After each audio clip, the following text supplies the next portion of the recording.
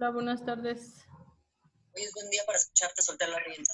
Dice, cuando al fin comprendas que el amor bonito lo tenías conmigo, te va.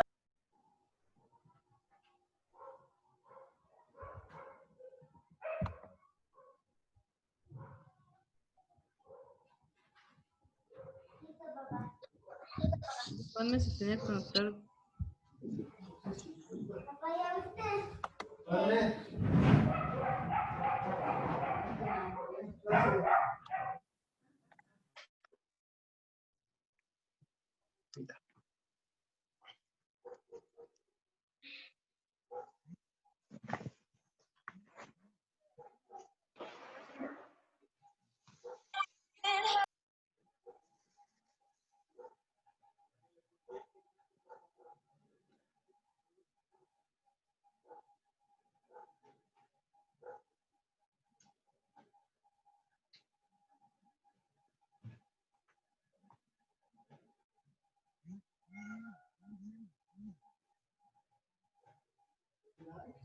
Hola chicos, buenas tardes. Vamos a esperar 2 minutos más para iniciar la clase, por favor. Mientras vayan apagando sus micrófonos para que no escuchemos el ruido de sus casas, ¿vale? Les recuerdo que las clases están siendo grabadas, ya que la comencé a grabar. Se van a estar grabando todos los días para mandar la evidencia de las clases que se les están dando y de todo lo que se está viendo de acuerdo al temario que nosotros tenemos. ¿Ok?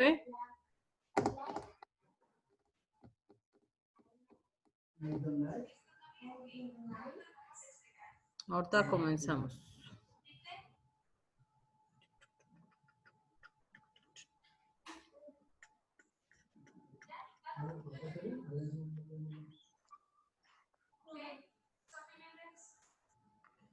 Les recuerdo que también su cámara debe estar totalmente encendida todos los días, todo el tiempo, porque es como me doy cuenta que están en clase, porque de otra forma no me puedo dar cuenta si están ahí o ya se fueron, ¿ok? Porque de repente voy a tomarles participación y si yo digo, Alan, dime lo que opinas, y Alan no está, entonces en automático es su falta, ¿ok? Deben de tener siempre la cámara prendida. Pero sé que Alan sí está, entonces, no, pero todos mantengan la prendida, por favor. Ok, vamos a comenzar, chicos. El día de hoy vamos a ver el origen y evolución de la administración. Vamos a ver un poco de teoría, sin embargo, les voy a ir poniendo algunos ejemplos para que pues la clase esté un poco amena y no se me vayan a dormir, ¿vale? Les voy a compartir una pantalla del origen y evolución de la administración. Ok. Hay una presentación que les hice con mucho cariño. La historia de la administración. La historia de la administración comprende 2 momentos. Ahí tendría que haber dicho momentos. El primero tiene lugar con el origen de los grupos humanos y el segundo con el surgimiento de la revolución industrial. Esta disciplina nace con la existencia del hombre mismo, desde el momento que tuvo la necesidad de integrarse en grupos. Esto lo llevó a planear y darse cuenta que no podía lograr sus objetivos de manera individual. Chicos, la administración va surgiendo con las antiguas civilizaciones. Cuando el hombre tiene la necesidad de trabajar en equipo es cuando nosotros nos empezamos a administrar, cuando surge la administración. ¿Qué quiere decir? Antes, cuando nosotros, bueno, nuestros antepasados o las personas que vivieron en esa época, cuando comenzaron la casa, ¿qué hacían? ¿Alguien me puede explicar qué hacían las personas que cazaban en aquellos entonces? O yo les digo quién participa. Cazaban para comer. Cazaban para comer. ¿Y era nada más para que comieran ellos solos? No, para llevarlo No, para toda la familia. Llevaban, no para toda la familia, sino que para toda la población que había ahí. Si, por ejemplo, cazaban un mamut, ¿ustedes creen que lo cazaban solos? No. No. Por ejemplo, uno le agarraba el pie, otro le lanzaba la lanza, otro se le aventaba, otro le pegaba, etcétera, etcétera. Todos en conjunto iban trabajando, cada quien con la tarea que se les había asignado para poder cazar a ese mamut que tanto se les antojaba, ¿ok? Entonces, ahí va surgiendo la administración. ¿Qué va a hacer cada quien? ¿Cómo lo vamos a hacer? ¿Y en qué momento vamos a estar, a lo mejor apoyando o trabajando para el otro? ¿Sí me explico? Es ahí donde surge la administración. Cuando empieza a surgir, por ejemplo, la agricultura, ¿quién realizaba la agricultura en las épocas pasadas?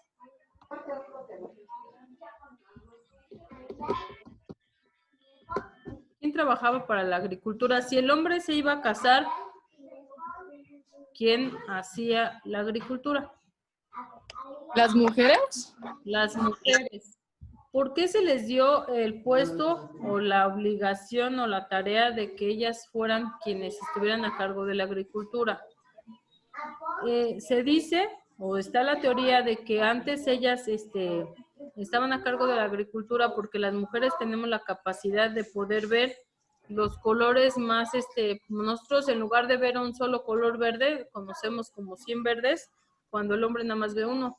Sí, entonces la capacidad de poder observar esos diferentes colores hacían que, por ejemplo, nosotros recolectáramos los vegetales o los alimentos. ¿Por qué? Porque nosotros sabíamos distinguir cuando un producto ya estaba maduro para poderlo comer o si algún producto era venenoso, ¿sí? Entonces, por eso es que se le estaba delegando esa tarea y ahí administraban, por ejemplo, a la tribu, donde hombres se dedicaban a la caza, mujeres a la agricultura y a lo mejor los niños a jugar, ¿sí? Por decir algo. Ok. El nacimiento de los grupos humanos. Al paso del tiempo, los grupos crecieron hasta formar, hasta formar grandes civilizaciones cuyas necesidades fueron en aumento. Entonces la administración se hizo parte de la vida cotidiana. Cuando estas civilizaciones, chicos, fueron creciendo, fueron haciéndose más grandes, entonces ya no eran tribus pequeñas, ya eran poblaciones o ya eran lugares más grandes que había la necesidad de administrar con mejores recursos, ¿sí? ¿Por qué? Porque ya necesitaban más alimento, porque ya necesitamos arreglar conflictos, porque necesitamos arreglar cualquier cosa que iba surgiendo durante el camino, ¿ok? Chicos, haciendo pausa, les recuerdo que el apunte se los voy a mandar completo en presentación, o sea, esta presentación va a ir completa para que ustedes no tengan que anotar tanto y me pongan más atención, porque en lo que están agachados escribiendo ya perdieron lo que yo dije y a lo mejor es importante, ¿ok? Dice, en el siglo X antes de Cristo, Salomón gobernó desde el río Nilo hasta el Éufrates, en Mesopotamia. Él fue un rey reconocido y apreciado por guiar con sabiduría a su pueblo y repartir equitativamente los recursos entre la población. ¿Qué es esto? El rey Salomón lo que hacía era que si tenían, no sé, 100 kilos de arroz, esos 100 kilos de arroz los repartía equitativamente con toda la población. No había jerarquías, no había de que yo, porque soy el rey, me quedo con la mayoría y ustedes con lo que me sobra. Ahí no. Ahí lo que pasaba era que él distribuía todo de manera equitativa. Toda la riqueza se concentraba en todos. No había concentración de riqueza en una sola persona. Era equitativo. Entonces aquí lo que... Que si te vas a ir para allá abajo. ¿Puedes apagar tu micrófono? Lo que se admiraba de él era esa parte, que nosotros podíamos o que nosotros teníamos una parte equitativa, todos éramos iguales, todos eran iguales, todos podían acceder a las mismas cosas, ¿ok? Entonces eso era lo que se admiraba del rey Salomón. Vamos a la siguiente. Dice, también hallamos en este origen de la administración a los sumerios, quienes 5000 años antes de Cristo se asentaron entre los ríos Tigris y Éufrates en la antigua Mesopotamia, que hoy es el sur de Irak. Este pueblo practicaba un control administrativo mediante el sistema tributario. ¿Qué entienden por sistema tributario? Por ejemplo, tú, Brenda, ¿qué entiendes por sistema tributario?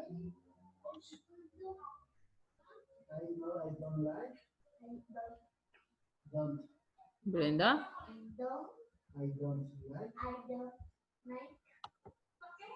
¿No? Ámbar.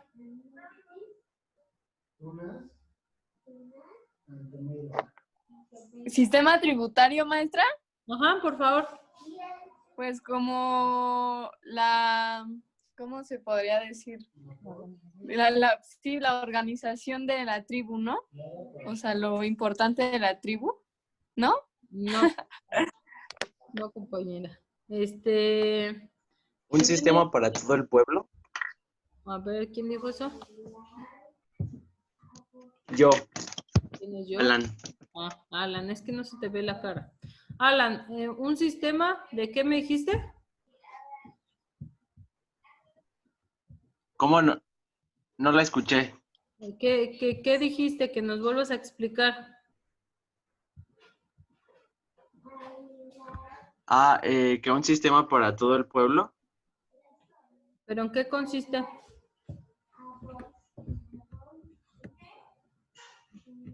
Ok, les voy a explicar. Un sistema tributario, chicos, es cuando tú tienes la obligación como persona que pertenece a un grupo de aportar algo, de rendir un tributo. Sistema tributario quiere decir que tú tienes la obligación de dar algo para que a lo mejor ese algo se pueda repartir entre todos, ¿ok? Ahí ya, por ejemplo, lo que hacen ahora nuestros gobernantes, se nos cobra un impuesto y ese impuesto se concentra en una cuenta y de esa cuenta se encarga de repartirlo a los diferentes sectores no sé, puede ser el sector de la educación, el sector de la agricultura o puede ser a la salud, etcétera. Entonces, los tributos o el sistema tributario se dedicaba a eso, a recolectar algo que tú tenías la obligación de dar, ¿ok? Dice, otras civilizaciones antiguas de importancia para la práctica administrativa era la hebrea. Aquí, chicos, no tiene nada que ver con la religión, ¿vale? Se dice que Moisés fue un gran administrador porque supo concentrar adecuadamente a las relaciones humanas entre los subordinados. Supo conducir, adecuadamente las relaciones humanas entre sus subordinados, así como llevar a cabo una buena selección, adiestramiento y organización de personas, además de aplicar lo que actualmente se conoce como el principio de delegación de autoridad. ¿Qué quiere decir esto? Que Moisés supo a lo mejor salvar a su pueblo del esclavismo y lo condujo, o sea, supo manejar a una gran masa. Ajá. Supo manejar a una gran masa y la supo conducir a través de caminar y caminar y caminar para que pudieran conseguir su libertad. Lo que hizo también Moisés fue, dijo, en lo que yo subo al monte Sinaí, tú, fulanito de tal, vas a encargarte de dirigir a todos los demás, o sea, de estarlos vigilando, de estar cuidando que se portaran bien, ¿ok? Y él se fue al monte Sinaí. Sin embargo, la delegación de autoridad no le funcionó. ¿Por qué? Porque mientras él estaba recibiendo lo que él tuvo que recibir en el monte de Sinaí, abajo estaban haciendo su pachanga y todos se portaban mal porque ya eran libres, porque ya podían hacer lo que ellos querían. Y ahí la persona que él dejó de encargado no le funcionó, pero eso sí se pudo como que sobresalió de cómo manejó la administración en esa época Moisés. Los egipcios son otro de los pueblos antiguos de gran envergadura, reconocido por la edificación de sus pirámides, donde se observa su organización para resolver el problema de transporte de material, alojamiento y construcción, dirección y control de un gran número de trabajadores y esclavos. ¿Ok? Aquí lo que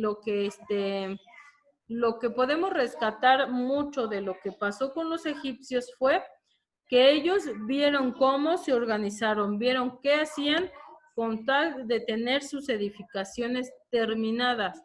¿Qué pasaba en el antiguo Egipto? Montserrat, ¿me puedes decir qué pasaba en el antiguo Egipto? ¿Por qué tú crees que esa civilización fue tan exitosa? Porque supieron cómo administrarse. Ajá, ¿qué más de lo que tú sabes que fueron los egipcios nos puedes compartir? No, pues la verdad no sé mucho sobre esa cultura. Gracias. ¿Alguien que quiera participar, que quiera levantar su manita? No todos al mismo tiempo, porque además puedo dejar hablar a uno. Ay, Porque o tenía sea, muchos esclavos. tenía muchos esclavos.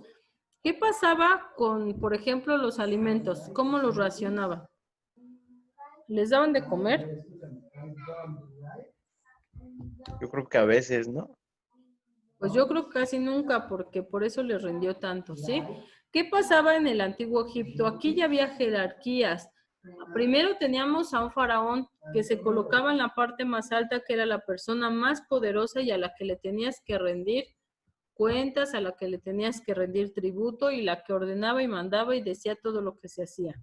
Después estaban los nobles, los sacerdotes y los altos funcionarios, quienes tomaban las decisiones de cómo se iban a hacer las cosas. El faraón decía, yo quiero una pirámide, y los nobles se encargaban de a lo mejor estar diseñando o viendo cómo se iba a hacer para poderse lograr. Después estaban los soldados. Los soldados eran quienes vigilaban que todos los esclavos hicieran su trabajo y eran los que los obligaban a que ellos cumplieran sus jornadas altas de trabajo.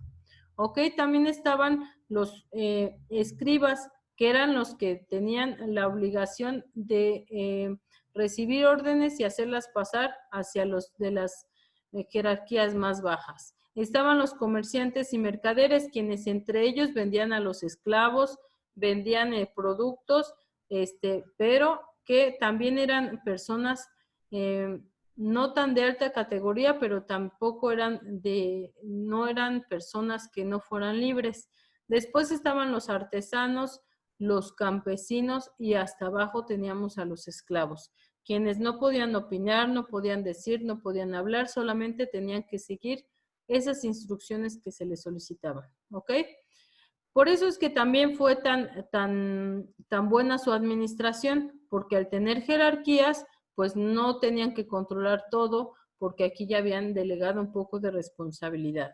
Y todo el trabajo duro lo hacían los esclavos, gente a la que no le pagaban, gente a la que a lo mejor no alimentaban, y por eso es que podían lograr sus objetivos. ¿Por qué? Porque no invertían más. Era casi como que te obligo a que lo hagas porque a mí se me antoja y porque yo quiero.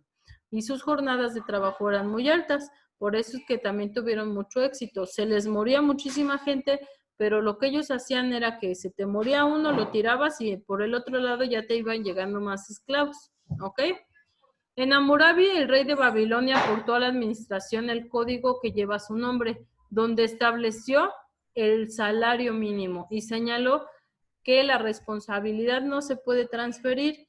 Aquí, por ejemplo, chicos, nosotros podemos observar que en este rey ya estableció como un salario mínimo, o sea, de ahí tú si vas a trabajar no pueden contratarse si no vas a ganar tanta cantidad. Si te ofrecen menos, entonces ya no era legal, ya podías reclamar, ya tenías como un derecho a solicitar por lo menos algo mínimo, lo que antes no pasaba con los egipcios. Ahí si trabajabas no te daban nada y no te podías quejar porque la ley no lo decía o porque nadie lo había dictado, ¿ok? Y también decía que el trabajo no se podía transferir. Si, por ejemplo, yo a Noemí le encargo que todos los días pase lista, y a Noemí le da flojera y le dice, Juanchi, ¿sabes qué? Pasa tú la lista, a mí me da hueva, yo no quiero estar anotando. ¿Yo a quién le voy a pedir las cuentas? ¿A Noemí o a Juanchi? A Noemí. A Noemí, porque es a quien le dejé esa responsabilidad. Noemí no me puede decir, ay, ahí pregúntale a Juanchi, porque yo le pedí a él que lo hiciera. No, te lo encargué a ti, tú eres la responsable y tú eres quien me lo tiene que entregar, ¿sí? Porque se supone que por eso es tu responsabilidad, por eso te la dejé. Se le corta voz, maestro. No estoy llorando, Hansel. Ha de ser la conexión de internet, pero aquí no sé porque no estoy ocupando otro internet. Dice, la aportación principal de la civilización china a la administración consistió en reconocer la necesidad de la organización, dirección y control. Además, hizo hincapié en un sistema que lo llevara a la especialización. ¿Qué pasó aquí con la civilización china? Ellos, como ustedes saben, son muy ordenados. ¿Por qué? Porque ellos tienen como la capacidad de poder planear las cosas antes de hacerlas. En esta ya se organizaban, luego había quien dirigía, quien te podía decir lo que tenías que hacer, y por último, había alguien que controlaba todo lo que salía de a lo mejor de la mercancía o de lo que estuvieran creando. Ya había un control, puede haber un control de calidad, un control de tiempo, un control de insumos que vayas a ocupar. No porque estés trabajando te puedes gastar toda la materia prima y me la puedes echar a perder. Entonces, esa fue una aportación muy grande de la civilización china que aportó a la administración, el controlar, el suministrar, todo eso fue aportación de los chinos. Por eso es que ahora producen tanto en masa y pues todo les sale chafa, pero bueno, pero mucho de lo chafa. Ok, aquí chicos, ¿hay alguna pregunta hasta aquí? ¿No? Ok. Por su parte, los griegos usaron métodos de trabajo y tiempo, administraron operaciones comerciales y plantearon la división de trabajo. La antigua Roma organizó, administró y controló los territorios y pueblos que fueron conquistando. Se dice que consiguió el control de una población aproximadamente de 50 millones de personas. También implantó el sistema de organización basado en la delegación de autoridad. ¿Alguien me puede contar un poco de la historia de Roma? ¿Alguien se la sabe? ¿O ha visto películas?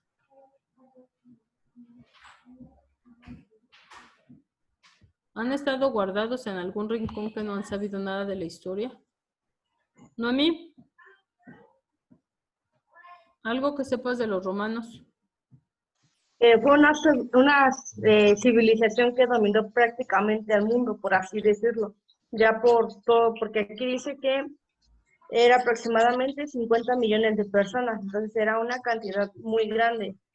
O sea, fue un imperio muy poderoso. Muy bien. Gracias. Juanchi. Gracias, que también fue un imperio y de los más poderosos. ¿Qué creen ustedes que fue lo que le funcionó tanto? Tal vez que eran muy, A ver, primero Jessica y ahorita Balan. tal vez que eran muy administrados, bueno, que se repartían tal vez el trabajo, quiénes iban a recoger la comida, quiénes hacían esto o el otro, tal vez eso les funcionó mucho. Muy bien, gracias Jessica. Alan. Que su administración y que tenían tanta gente, ¿no? Pues sí, pero ¿qué fue lo que les funcionó? Miren, en la antigua Roma, chicos, ¿qué hacían, por ejemplo, el rey? Te decía, a ver, tú, Alan, tú, Juanchi, tú, Noemí, van a ser los encargados, cada quien se va a encargar de un ejército, ¿sí? Cada uno va a ir al pueblo de Chimalhuacán, al de Neza y al de los Reyes, y los va a ir a conquistar. ¿Qué es lo que tienes que hacer? Primero tienes que llegar y matar a su rey. Con eso, cuando tú matabas al rey, todos los pobladores se rendían ante ti. ¿Por qué? Porque ya habías matado a la persona más poderosa del lugar. Entonces, ¿qué pasaba?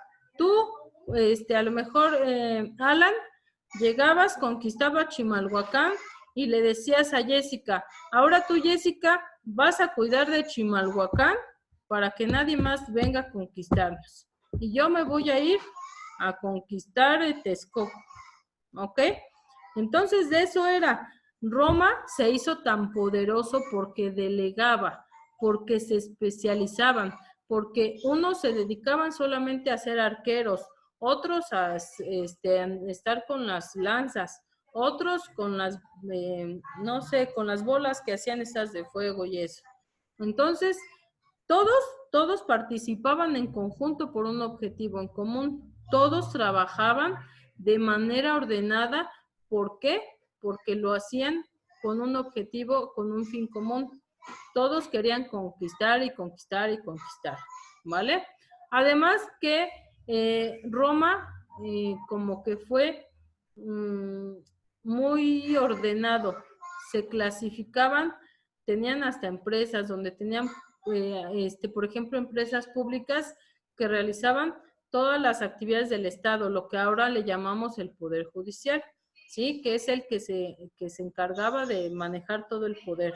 Después tenían a las semipúblicas, las que pertenecían a los sindicatos. Y por último, las privadas, las que eran manejadas por civiles. Estas divisiones a lo mejor hacían que fueran tan organizados que eso les diera mucho más poder, ¿ok? ¿Dudas hasta aquí, mis niños? Ya no tan niños. No. Dice, a la caída de Roma aproximadamente en el año de 476 después de Cristo, se inicia en Europa la Edad Media. En esta, el rey poseedor de la tierra era poseedor de la tierra y cedía parte a la más alta nobleza a cambio de apoyo militar, financiero y así sucesivamente en escala descendiente hasta llegar al señor feudal y a los siervos. ¿Qué pasaba aquí? Alguien concentraba el poder. Tú, si querías ser parte de mi concentración de poder, entonces le tenías que entrar con una lana y así yo te iba designando lugares donde tú podías manifestar ese poder. Yo iba repartiendo como mejor me iba pareciendo hasta llegar hasta los más pobres. Pero pues a los más pobres ya más les tocaban como que las obras. Como lo que ya nadie quiso, ya nadie escogió, entonces ahí sí te toca a ti.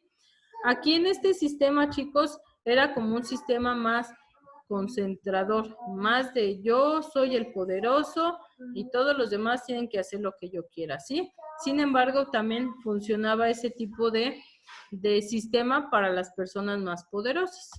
Dice, este tipo de sistema representó una forma de descentralización a gran escala que ha adquirido gran importancia en la actualidad.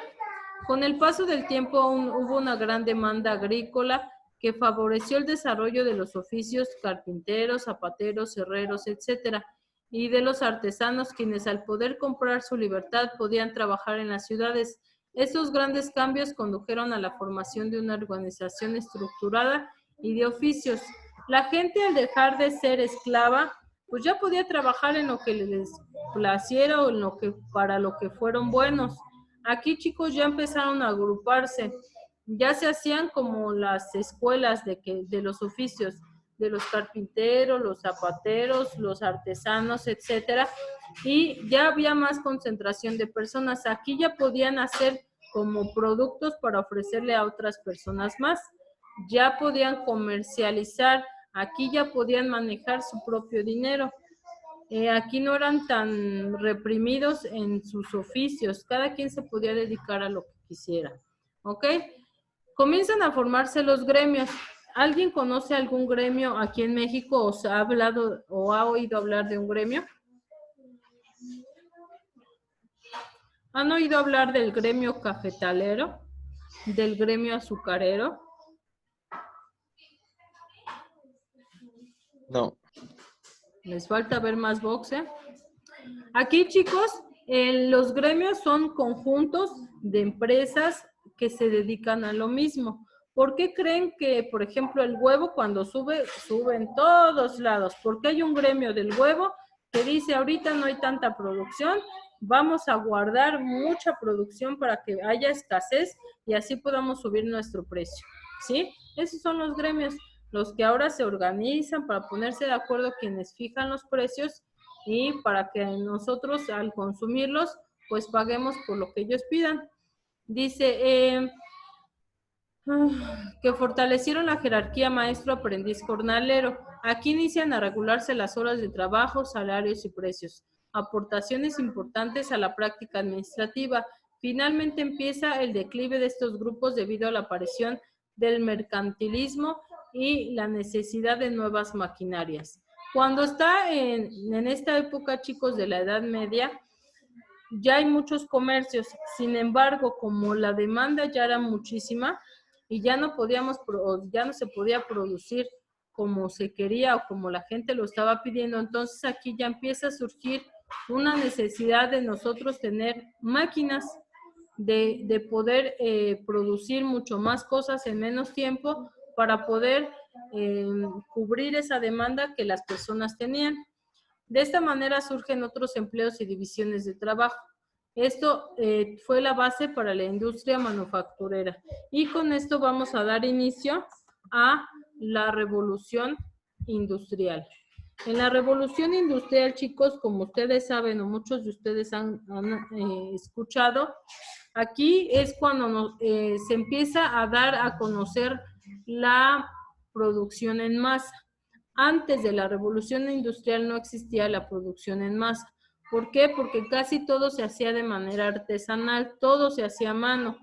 Con la revolución industrial empiezan a crear máquinas, empieza a surgir el ferrocarril, ya se pueden trasladar las mercancías de un lugar a otro, ya pueden ir más lejos, ya pueden ofrecer sus productos en otros lugares que estuvieran lejanos. Y con eso empezó a surgir que se empezaba a producir mucho más y mucho más y mucho más. ¿Por qué? Porque ya tenían la capacidad y ya se podía hacer todo lo que se estaba pensado. Ok, dice, podemos hacer una comparación en este periodo con nuestra época y encontraremos similitudes. Las personas dejan el campo para ir a las grandes ciudades porque no hay inversión o no hay dinero, no tienen con qué sembrar y producir y hay desempleo y miseria. Cuando surge la revolución industrial, todo es atractivo, todo les parece, wow, ya voy a ocupar máquinas y ya vamos a tener jornadas de trabajo establecidas y la gente deja de sembrar, dejan de estar en sus casas y se trasladan hacia otras ciudades. Lo que pasa en la actualidad, ahora los del campo ya no quieren sembrar, prefieren irse a Estados Unidos para producir más dinero y poder mantener a sus familias. Eso es lo que pasó o lo que comenzó a pasar con la revolución industrial, que las máquinas fueron tan atractivas que la gente empezó a abandonar sus lugares de trabajo para trasladarse a las ciudades. Dice, la revolución industrial precisamente en ese periodo de cambios empieza a jugar un papel trascendente, ya que los dueños de las industrias, al contar con más recursos, tuvieron la necesidad de organizar y administrarlos e invertir, contratar mano de obra, especializar y dividir el trabajo y contar con personal capaz de planear, organizar, dirigir y controlar los esfuerzos. Sin embargo, no todo fue fácil y aceptado. Como apenas empezaba a administrar, chicos, empezó a surgir también la necesidad de especializar a la gente. Por ejemplo, si nosotros nos queríamos dedicar a la industria de los zapatos, pues yo le podía decir a Montserrat, ¿sabes qué, Montserrat? Voy a abrir una empresa de zapatos y como tú quieres trabajar para mí, necesito que te vayas a aprender a cómo cortar la piel. Y Cristóbal Pérez me va a ayudar a coser los zapatos. Pero Brenda va a ser la que va a, no sé, a bolear todos los zapatos para que se vean perfectos. Arely se va a encargar de distribuir la mercancía, porque como a ella le encanta conocer gente, pues ella va a ser la más apta para que venda mi producto. Ok, ella visitaría a los clientes y ella sería quien estuviera al frente de las ventas para que mi producto se pueda dar a conocer. Y yo especializaba a cada uno de los sectores. ¿Para qué? Para que cada uno se concentrara solamente en una sola cosa y esa una sola cosa le hiciera bien, porque de nada me servía tener 100 empleados que hicieran de todo y que a lo mejor en alguna cosa les fallaba y pues mi producción no salía bien. Con la especialización yo hago que todas las cosas vayan saliendo bien, ¿ok? Después de esto, chicos,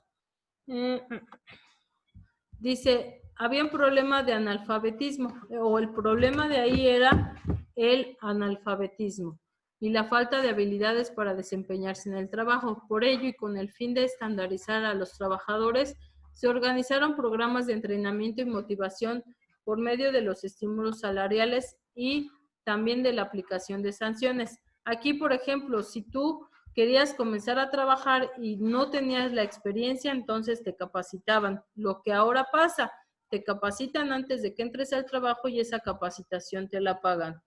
Ahora, había otro tipo de estímulos. Si, por ejemplo, tú hacías bien tu trabajo y este trabajo lo hacías en el menor tiempo, pues a lo mejor te doy un premio por tu éxito que has tenido. Se daban incentivos para que la gente trabajara de la mejor forma y funcionaran mejor las organizaciones. La revolución industrial comprendió tres etapas, de 1760 a 1850, cuando tuvo el gran cambio en Inglaterra con la producción de bienes de consumo textiles y de energía.